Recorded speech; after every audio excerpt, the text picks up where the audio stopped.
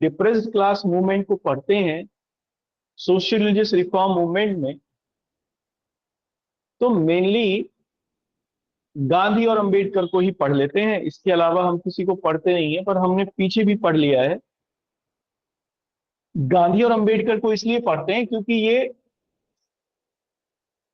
Depressed class या निम्न जाति सुधार आंदोलनों के अग्रणी नेता माने जाते हैं। इसके ये दो अग्रणी नेता हैं, गांधी और दूसरे अंबेडकर। लक्ष्य दोनों का एक ही, क्या चाहते हैं लोग दोनों ही? छुआछूत को मिटाना, जाति प्रथा को, जाति प्रथा में ऊंच नीच की व्यवस्था को समाप्त करना। दोनों के लक्ष्य सेम है, छुआछूत को मिटाना दोनों का लक्ष्य है, लेकिन दोनों की अप्रोच और विचारधारा अलग अलग है। गांधी चूंकि नैतिक चिंतक हैं, तो वो नैतिकता के माध्यम से अपने इस लक्ष्य तक पहुंचना चाहते हैं, छुआछूत को मिटाने के लिए। चूंकि डॉक्टर अंबेडकर एक आधुनिक और पाश्चात्य संस्कृति से प्रेरित व्यक्ति थे, क्योंकि उनकी शिक्षा विदेशों में ही हुई, ऑक्सफोर्ड में पढ़े, और आधुनिक विचारों से बड़े ओतप्रोत थे, तो वो पश्चिमी माध्यम से या जो पश्चिमी तरीके से थे उनके माध्यम से अपने लक्ष्य तक पहुंचना चाहते हैं। जैसे गांधी नैतिकता का माध्यम यूज करते हैं, और गांधी चाहते हैं कि भारतीय समाज में से ही जो चेंज, भारतीय समाज को ही आधार बनाकर या भारतीय समाज में उन तत्वों को ढूंढकर जो जाति प्रथा के विरोध में है उनको बाहर लेके आया जाए, और उन्हीं तत्वों से जाति प्रथा की समाप्ति की बात की जाए। वो ज्यादा स्वीकार्य होगी, वो ज्यादा एक्सेप्टेबल होगी लोगों के लिए। मान लो जाति प्रथा भारतीय समाज की देन है, भारतीय समाज की एक बुराई है, लेकिन शुरू से नहीं थी ये बाद में आई। तो गांधी ये मानते हैं कि भारत में ही उन तत्वों को ले लेना चाहिए पुरातन संस्कृति में से ही जो जाति प्रथा के खिलाफ थे, और अगर हम लोग अपने ओवरलुक करके उन तत्वों को ढूंढ लेंगे अपने ही सिस्टम में से, तो फिर वो लोगों को ज्यादा स्वीकार्य होंगे, ज्यादा एक्सेप्टेबल होंगे। तो गांधी इसलिए ये मानते थे कि जो समाज सुधार या छुआछूत समाप्त होना चाहिए, मैं ये लिखवाऊंगा, अभी समझ लो दोनों में क्या अंतर था। ये छुआछूत समाप्ति गांधी जो चाहते थे, वो चाहते थे भारतीय आधार ही उसका, भारतीय सांस्कृतिक आधार उसका होना चाहिए, भारतीय संस्कृति में ही उन मुद्दों को ढूंढ लिया जाए या उन मुद्दों के माध्यम से सुधार कर लिया जाना चाहिए जो छुआछूत के विरोध में थे। डॉक्टर अंबेडकर आधुनिक थे, मानते हैं छुआछूत समाप्त तब तक नहीं हो सकती जब तक कि जाति प्रथा समाप्त ना हो जाए। देखो अब लोग, आप मैसेज मैसेज खेल रहे हो, मेरी बात नहीं सुन रहे हो, जबकि मैं आपको ये गारंटी से कह रहा हूं लिखित में आपको किसी किताब में नहीं मिलेगा, और आपने ना जीवन में कभी इसे पढ़ा होगा ना आगे पढ़ेंगे। इसलिए मैसेज मैसेज मत खेलिए, ध्यान से सुनिए, एक एक शब्द बड़ा गहरा है, आप लोगों की हवा में निकल जाएंगी ये सब चीज। जब मैं समझाया करूं तो उसे बहुत ध्यान से समझा करिए, इतना लैकलस्टर अप्रोच मत रखिए क्लास के बारे में, आपको खुद खुद नहीं पता आप कर क्या रहे हो। देखो अंबेडकर ये मानते थे कि जाति प्रथा जब तक समाप्त नहीं होगी खुद में ही, तब तक छुआछूत दूर नहीं होगा। क्यों? क्योंकि उनके हिसाब से जो छुआछूत थी, अनटचेबिलिटी थी, वो जाति प्रथा की ही देन थी। तो जाति प्रथा को समाप्त करना उनका एक लक्ष्य था, जाति प्रथा की समाप्ति। इसी की माध्यम से गांधी जाति प्रथा को समाप्त नहीं करना चाहते। गांधी ये मानते थे कि जाति प्रथा को समाप्त नहीं करना चाहिए। क्यों मानते थे ये मैं आगे बताऊंगा, लेकिन डॉक्टर अंबेडकर जाति प्रथा की समाप्ति चाहते थे। और वो ये भी मानते थे कि जाति प्रथा की समाप्ति तब तक नहीं हो सकती क्योंकि जो ऊपरी वर्ग है उसके पास अधिकार है, ऊपरी वर्ग ने ही जाति को बनाया है, और ऊपरी वर्ग ही सारे अधिकारों का केंद्र रहता है। तो ऊपरी वर्ग इसे समाप्त होने नहीं देगा। तो क्या किया जाना चाहिए? विधि बनाकर इसे समाप्त किया जाए। विधि बनाकर, बाय लॉ, ये समाप्त की जानी चाहिए। अब विधि कौन बनाए? सरकार बनाए। इसलिए वो ये मानते थे कि अंग्रेज भारत में सही के लिए हैं, they are for the good से, क्योंकि वो कानून बनाकर या लोकतंत्र के माध्यम से लोगों को अधिकार देना चाहते हैं। ये ब्रिटिश सिस्टम ही है जिसने डेमोक्रेसी को लेके आए और लोकतांत्रिक आधार लोगों को दिए, जिसमें उन लोगों का भी से हुआ जो लोग पहले से डिप्रेस्ड थे या जिन लोगों के पास कोई अधिकार नहीं थे, उनके पास भी अब लोगों को चुनने का अधिकार मिला।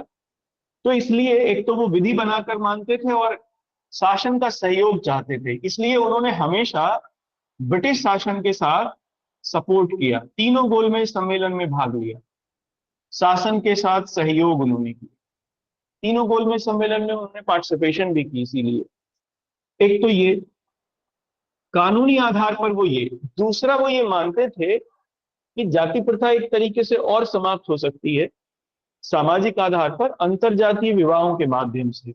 उन्होंने कहा अंतरजातीय विवाह होने चाहिए, किए जाने चाहिए। अंतरजातीय विवाह होंगे, जातियों की स्वीकारोक्ति बढ़ेगी, इंटरकास्ट मैरिजेस होंगी, जातियों की स्वीकारोक्ति बढ़ेगी, एक्सेप्टेबिलिटी बढ़ेगी, और जो जाति है वो अपने आप नेग्लेक्ट हो जाएगी, जाति प्रथा अपने आप ही पीछे चली जाएगी। ठीक है। इसके साथ वो ये भी मानते थे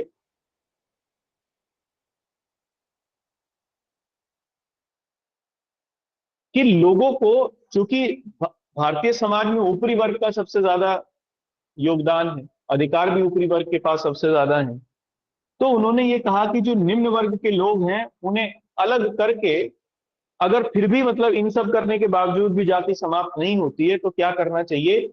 निम्न जातियों को अलग कर देना चाहिए और उनके लिए पृथक निर्वाचक मंडल लेके आना चाहिए। पृथक निर्वाचक मंडल यानी सेपरेट इलेक्टोरेट, यानी वो लोग अपने प्रतिनिधियों को खुद चुन सकें, और अगर हो सके तो वो जो भारतीय समाज है उसमें भी वो पृथक हो जाए, अपने आप को उससे भी वो अलग कर ले, क्योंकि अंतिम उनका ये साधन था कि क्योंकि अगर ये सब विधियां ये सब कुछ ऐसा नहीं कर पाए जिससे जाति समाप्त हो, और जाति अगर बनी रही तो शोषण होगा, तो फिर इससे अच्छा तो ये है कि वो फिर अलग हो जाए। एक तो उनका ये था। एक वो ये भी चाहते थे कि जाति प्रथा समाप्ति के लिए खुद लोअर कास्ट के जो लोग हैं या निम्न जातीय डिप्रेस्ड क्लास के जो लोग हैं उन्हें भी आगे आना पड़ेगा। वो क्या करें? वो शिक्षा को अपना आधार बनाए। शिक्षा, खान पान, वेशभूषा, क्योंकि मांस का उस समाज में बहुत ज्यादा प्रचलन था, मांस खाना और शराब पीना। तो इसलिए उन्होंने ये कहा कि मद और मांस को छोड़ना पड़ेगा, अपने आप जीवन को थोड़ा डिसिप्लिन बनाना पड़ेगा। तो एक तो शिक्षा, एक खान पान, एक वेशभूषा, इस सब के लेवल पर बदलाव करना पड़ेगा। इससे ये होगा कि जो जातियों की पहचान है वो इन तीन लोग इन दो तीन चीजों से भी होती थी। जैसे वेशभूषा के आधार पर जातियों को पहचान लिया जाता था, खान पान के आधार पर जातियों को पहचान लिया जाता था पुराने समय में। तो उन्होंने ये कहा, मतलब पहचान लिया जाता था माने कि उनकी एक पर्टिकुलर ट्रेडिशन था, उसके आधार पर उन्हें चिन्हित किया जाता था। तो उन्होंने कहा इसमें भी बदलाव करना पड़ेगा। तो दो लेवल पर अंबेडकर ने बातें की। एक, कानून बनाकर जाति प्रथा की समाप्ति की जाए, अंतरजातीय विवाह किए जाए, शासन के साथ सहयोग किया जाना चाहिए, और अगर इसके बाद भी कुछ नहीं होता है तो फिर जातियां को, जो पिछड़ी जातियां हैं या जो निम्न जातियां हैं उन्हें अलग कर दो, सेपरेट इलेक्टोरेट कर दो, अपने लोग खुद चुनेंगे, अपनी व्यवस्था खुद बना लेंगे। गांधी इसके अलग सोचते थे। वो ये कहते थे नैतिकता के माध्यम से चेंज होना चाहिए। ये मानते थे छुआछूत की समाप्ति हो, लेकिन उनके हिसाब से जो जाति थी पुराने भारतीय समाज में वो जन्म से नहीं थी। जाति का आधार कर्म था, और जाति क्या थी? वो जाति का सकारात्मक भाव गांधी देखते हैं, जाति का नकारात्मक भाव गांधी नहीं देखते। जाति को गांधी संपूर्णता में देखते हैं। तो जब गांधी संपूर्णता में जाति को देखते हैं तब वो कहते हैं जाति कर्म से थी, और ये इसलिए बनाई गई थी जिससे वर्किंग कल्चर में एक्सपर्टाइज आ सके। पिता अपने बेटे को सिखाए, बेटा अपने बेटे को सिखाए, और वो चीजें रिफाइन होके आगे बढ़ेंगी। लेकिन लोगों ने बाद में कुछ कामों को निकृष्ट घोषित कर दिया, कुछ कामों को उत्कृष्ट घोषित कर दिया। तो जो कार्य ऐसे थे जो निकृष्ट थे और जो जातियां उन्हें करती थी वो निम्न जातियां कहलाने लगी। जो काम उत्कृष्ट थे जैसे शिक्षा का, शिक्षा देने का, उनको उच्च मान लिया गया। गांधी ने कहा कि कोई भी कर्म ना निकृष्ट होता ना उत्कृष्ट होता, बल्कि सारे कर्म ही उत्कृष्ट होते हैं, कोई कर्म निकृष्ट नहीं होता। इसलिए गांधी गीता की कर्म प्रधानता के सिद्धांत को मान्यता देते हैं। गीता के कर्म के सिद्धांत, गांधी इससे बहुत प्रभावित, और इसलिए वो ये मानते थे कि जो जाति है वो जन्म से नहीं कर्म से है। इसलिए जाति समाप्त नहीं करनी चाहिए, बल्कि क्या किया जाना चाहिए कि जो ये उत्कृष्ट और निकृष्टता की संकल्पना है इसे समाप्त कर दिया जाना चाहिए। छुआछूत को समाप्त कर दिया जाना चाहिए। कैसे छुआछूत को समाप्त करें? जो नैतिक आधार है, जो उच्च जातियां हैं, नैतिक आधार पर दूर किया जाना चाहिए। जो उच्च जातियां हैं वही इस बात को स्वीकार करें कि जो निम्न जातियां हैं वो ज्यादा महत्वपूर्ण है या उनके कार्य ज्यादा महत्वपूर्ण है उच्च जातियों के कार्य से। ऐसे में समाज में स्वीकारोक्ति आएगी निम्न जातियों के प्रति, और जो जाति व्यवस्था के बीच में जो एक रोड ब्लॉक है, एक दीवार है, वो दूर होगी। आपस में पारस्परिक रूप से मेलजोल बढ़ेगा और जाति प्रथा समाप्त हो जाएगी, या मतलब छुआछूत समाप्त हो जाएगी। इसलिए वो भारतीय संस्कृति में ही, भारतीय संस्कृति के जो नैतिक मूल्य हैं, मोरल वैल्यूज हैं, उनके आधार पर ही जाति को वो या छुआछूत को वो समाप्त करना चाहते थे। वो ये कहते थे, अंबेडकर के इस बात के वो खिलाफ थे कि देखो विधि बना ली, अगर मान लो विधि कानून बना भी लिया तो ये जरूरी नहीं है कि कानून का सब लोग पालन करेंगे। अगर कानून बना के अगर किसी इविल को समाप्त किया जा सकता तो फिर समाज में कोई इविल ही ना होता। पश्चिमी देशों के समाज में समाप्त हो चुके होते। वहां तो पहले ही बन गए थे कानून, लेकिन अभी भी वहां पर है इविल्स। तो क्यों? क्योंकि अगर कोई इविल है और इसकी स्वीकारोक्ति समाज में है तो समाप्त नहीं किया जा सकता कानून बना के, विधि बना के। तो एक तो उन्होंने ये कहा। दूसरा उन्होंने ये कहा कि अंतरजातीय विवाह भी इसका कोई समाधान नहीं निकालेंगे। क्यों निकाल पाएंगे? क्यों? क्योंकि अंतरजातीय विवाह प्रैक्टिकल लेवल पर लागू नहीं किया जा सकता। जो उच्च जातियां हैं वो निम्न जातियों में अपना विवाह क्यों करेंगी? अगर उनके दिमाग में यही बात रही कि वो उच्च हैं और ये निम्न है, तो वो अंतरजातीय विवाह पर जाएंगे ही नहीं। ऐसे में ये इम्प्रैक्टिकल अप्रोच हो जाएगी, ये भी काम नहीं करेगा।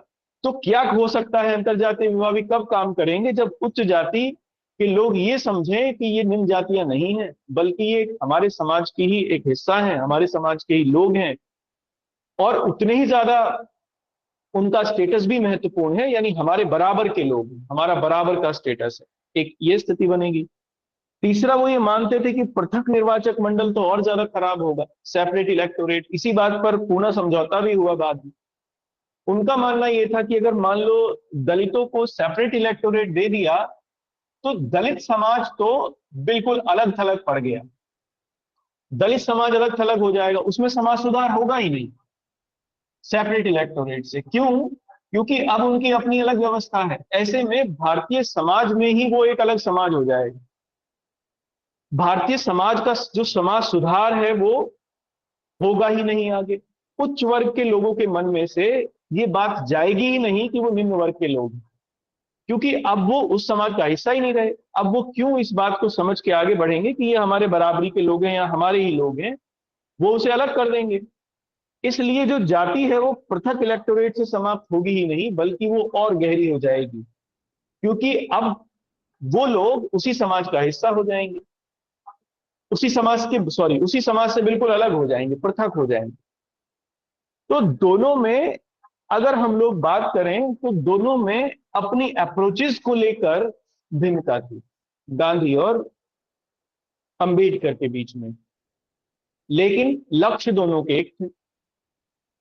दोनों ने तौर तरीके भी एक ही तरीके से इस्तेमाल किए। जैसे गांधी ने हरिजन सेवक संघ की स्थापना की, ऑर्गेनाइजेशन बनाया 1932 में शायद, हरिजन सेवक संघ, और हरिजन नाम दिया दलितों को, समाज के निम्न वर्ग को। हरिजन माने ईश्वर के लोग, हरि के लोग, क्योंकि गांधी के जो ईश्वर हैं वो हरि ही हैं।